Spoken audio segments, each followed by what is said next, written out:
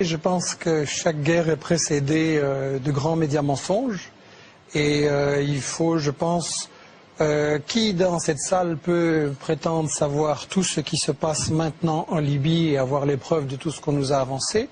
Je pense qu'une première chose qui est prudente, c'est de se remémorer que chaque guerre est précédée d'un grand média mensonge. Quand les États-Unis ont attaqué le Vietnam, ils ont dit que c'est parce que 2 navires vietnamiens avaient attaqué leur flotte. Après, ils ont reconnu que c'était faux. Quand on a attaqué l'Irak, on a dit que c'est parce qu'il avait des armes de destruction massive, qu'il était complice d'Al-Qaïda ou toutes sortes de choses qui se sont avérées fausses. Quand on a attaqué la Yougoslavie, on a dit que c'est parce qu'il y avait un génocide au Kosovo. Un an après, j'ai eu un débat avec le secrétaire général, le porte-parole de l'OTAN. Il a dit ah non, on n'a pas dit ça, c'était faux. L'Afghanistan, on nous a dit que c'est parce qu'ils étaient responsables du 11 septembre. À chaque guerre, il y a un média mensonge. Après, on sait que c'est faux, mais le mal est fait. Et on sait aussi que ce sont des guerres qui poursuivent en fait d'autres objectifs et qui vont tuer beaucoup plus de gens que ce qu'on nous a dit. Je pense que ce serait important de prendre du recul, comme on vient de le faire, de remettre ça dans un contexte. Et justement, puisque vous m'avez fait l'honneur de m'inviter dans cette émission, qui est assez exceptionnelle, néanmoins, je pense que vous avez fait une erreur en m'invitant, parce que quand j'entends toutes ces choses-là, je me sens un peu un idiot.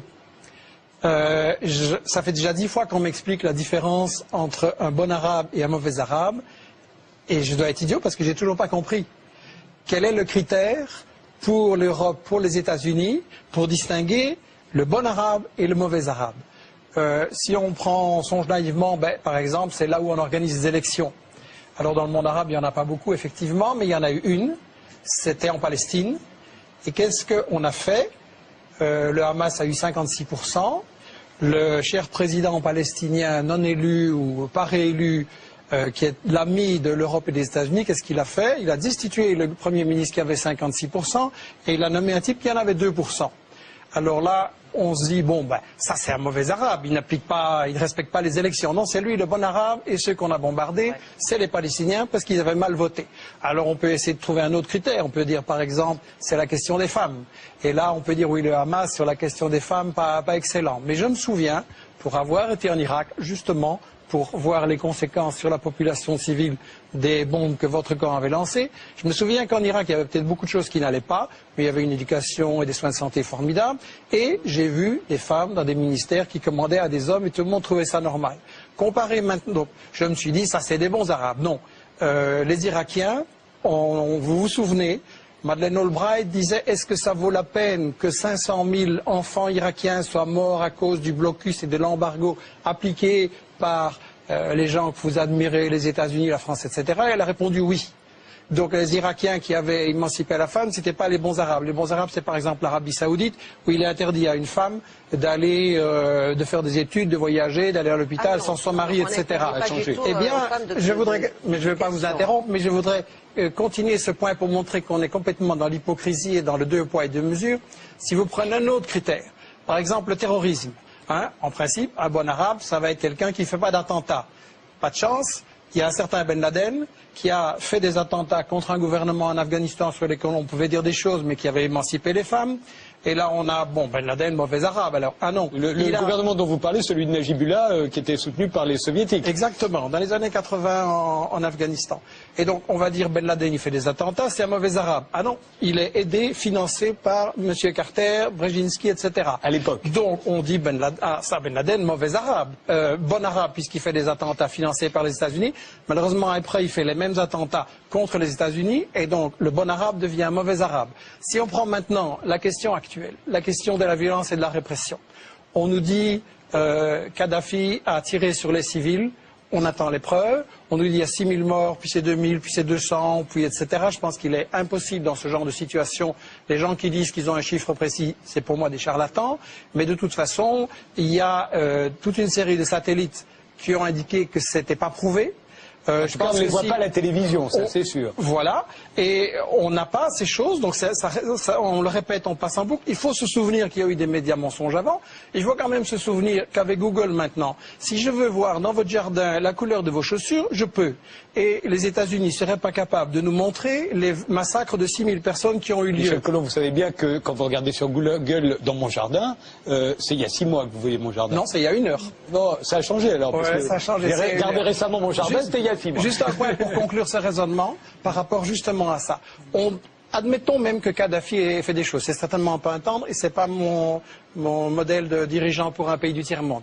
Mais il y a une chose quand même. Au moment où on fait cette résolution pour aller bombarder en Libye, et j'ai été en Irak, j'ai été en Yougoslavie, je sais ce que font les bombes et vos bombes françaises, vos bombes des États-Unis vont tuer des gens, des femmes, des bébés et des vieillards. Et ça, dans quelques jours, on va le voir et il faudra réfléchir à la responsabilité qu'on prend. Au même moment, qu'est-ce qui se passe au Yémen? Il y a des massacres épouvantables de manifestants civils qui, ceux-là, sont vraiment désarmés. Et qu'est-ce qu'on fait? Les États-Unis et la France aident le Yémen.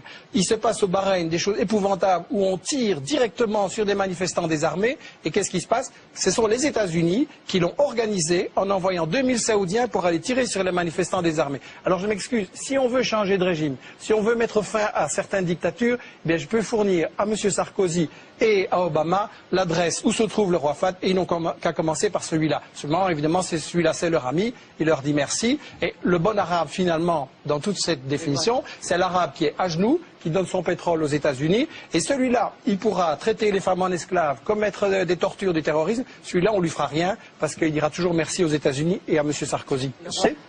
Bah ouais. Mais écoutez, quand la jeunesse tunisienne lance contre Ben Ali en disant on en a marre que ce type se remplit les poches et de sa répression et de ses violences, à ce moment-là, que fait votre ministre? Elle propose ses flics pour aller aider à matraquer les manifestants. Et Ben Ali, la France, je m'excuse, l'a protégé jusqu'au pied de l'avion qui l'emmenait. Et là, tout d'un coup, vous me dites que toucher... vous me dites que toucher... Kadhafi est allé trop loin. Je vous laisserai parler, mais si vous voulez me laisser gentiment terminer. Et vous dites des choses incroyables. Oui, d'une simplicité je dis des choses qui ne sont pas à la télévision tous les jours, comme ce que vous avez dit. Et c'est pour ça que ça peut prendre... On ira plus vite si on ne va pas ensemble. Et c'est pour ça que ça peut prendre un peu de temps pour que ça puisse être expliqué aux gens. Après tout, ce sont des choses qu'on ne dit absolument pas dans les journaux télévisés. Donc je voudrais quand même dire une chose. Votre gouvernement qui protège... C'est aussi le vôtre, en fait. Il est belge. Ah, vous êtes belge. Pardonnez-moi, je suis belge, personne n'est parfait.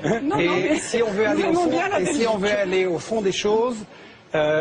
si vous ne coupez pas, je pense que le spectateur aura plus de chances de se faire une idée des deux positions. En fait, les États-Unis et la France ont essayé de protéger Ben Ali et Moubarak jusqu'à la dernière seconde. Et le cas d'Gaddafi est légèrement différent parce que, oui, c'est un dictateur, oui, c'est un corrompu, oui, il y a des comptes en Suisse, mais d'un autre côté, il a nationalisé le pétrole et là, il a déplu à Exxon, à Total et à BP, il a soutenu les Palestiniens et là, il a déplu aussi. Et ce qui se passe, c'est que les États-Unis, ce qui se passe, c'est que les États-Unis et la France essayent en fait de casser le printemps arabe. On ne le soutient pas du tout. En Tunisie et en Égypte, on a essayé de mettre des sous-fifres à la place de la même chose. On change 2-3 figures, d'ailleurs mourantes, pour que rien ne change sur l'essentiel. Et en Libye, je pense, comme il a été dit, qu'il y a un soulèvement populaire, il y a des aspirations, effectivement. Il y a aussi une guerre civile provoquée, armée par les États-Unis et par la Grande-Bretagne. Et on veut un changement de régime, parce qu'il y a une chose que les États-Unis craignent énormément, c'est que si vous avez la Tunisie, l'Égypte qui continuent à évoluer, et la Libye qui forment un ensemble opposé aux États-Unis, opposé à Israël, mais là on est dans les véritables buts de guerre de toute cette histoire-ci et de cette guerre en Libye. Un, c'est le pétrole, il faut quand même avoir le courage de le dire, comme en Irak, c'est une guerre pour le pétrole, parce qu'il s'agit de contrôler le pétrole partout, qui rapporte énormément, et deux, il s'agit de bloquer le monde arabe qui est en train de dire, ben, ce pétrole, au lieu qu'il aille dans les poches de Total et de Chevron, il pourrait servir à ce qu'on fasse comme Chavez ou comme Evo Morales un développement social avec l'éducation, des soins de santé gratuits pour tout le monde, un travail pour tout le monde, que le pétrole soit utile et pas comme vos amis, le roi Fahd et les émirs du Qatar, qui construisent avec le pétrole des tours de 600, 700, 800 mètres dans lesquelles une suite ça coûte 20 000 € la nuit. Et ça sert à quoi ça pendant qu'il y a des crèves la faim partout dans le monde? Oui, il y a quand même 2-3 choses sur lesquelles il faut être clair. On dit comme si ça semblait normal, naturel, on va changer de régime. C'est illégal au regard du droit international. On a le droit d'intervenir pour défendre un pays victime d'une agression. Pas pour, dans le cas d'une insurrection armée, dire qu'on soutient tel camp à la place de tel autre. Si on commence à autoriser n'importe quel pays à intervenir sur ce genre de choses, et demain la Russie va dire ce qui se passe au Bahreïn c'est dégoûtant, moi j'interviens et je change de régime au Bahreïn. Et la Chine va dire l'Arabie Saoudite ça ne me plaît pas. Les Iraniens en tout cas. Les Voilà, Iraniens vont le faire. mais je prends des hypothèses théoriques pour qu'on se rende compte que c'est ridicule. Deuxièmement, je voudrais dire ceci, il y a quand même une prétention des maîtres du monde européens et des États-Unis à dire c'est nous qui savons ce qui doit se passer là et là. Moi je suis tout à fait d'accord avec ce que Ronnie Broman a dit au point de départ. Un peuple qui veut se libérer et changer ses dirigeants, il en a le droit. Vous n'avez pas le droit à sa place. S'il y a vraiment une révolte populaire et une unité populaire, il renversera même des gens qui paraissaient indétrônables comme Ben Ali et comme Moubarak. Et par rapport à cette prétention qui m'agace terriblement de l'Européen, je voudrais dire cette chose-ci. On parle de la communauté internationale. Ça c'est un gros média mensonge. Parce que non seulement la Chine, la Russie, l'Allemagne ont voté contre, mais quand vous regardez l'Amérique... pardon, enfin, la Chine s'est abstenue. Quand vous regardez l'Amérique latine, qu'est-ce qu'elle a fait? Elle a dit on soutient la proposition de médiation de Chavez. Je rappelle que si vraiment le but qu'on avait c'était d'empêcher des massacres de gens ou d'empêcher qu'on se batte, Chavez avait fait une proposition de médiation soutenue par la Ligue arabe et par l'Union africaine et on l'a refusée. Pourquoi? Et il se passe la même chose à chaque guerre. Contre l'Irak, contre la Yougoslavie, contre l'Afghanistan, il y avait chaque fois des propositions négociées et c'est l'Europe et les États-Unis qui les refusent. Donc c'est qu'il y a des buts cachés. Et effectivement, on essaye de renverser Kadhafi et on voulait protéger Ben Ali et Moubarak parce qu'il s'agit de garder le contrôle sur le monde arabe, sur le pétrole et de garder la place d'Israël dont on ne parle absolument pas. Plus loin, c'est que toute l'expérience historique, alors il y aurait vraiment une sorte de miracle, une épiphanie démocratique qui nous tomberait dessus. À chaque fois qu'il y a eu des interventions pour la démocratie, ce qui a été semé, c'est le nationalisme et la haine. Depuis Napoléon, nous devrions savoir ça. Nous avons 2 siècles de recul derrière nous. Nous n'avons pas un seul exemple, je dis bien pas un seul exemple, qui puisse démontrer le contraire. Pourquoi est-ce que d'un seul coup, l'histoire inverserait son cours, les mécanismes seraient mis cul par-dessus tête et la démocratie jaillirait des cratères de bombes?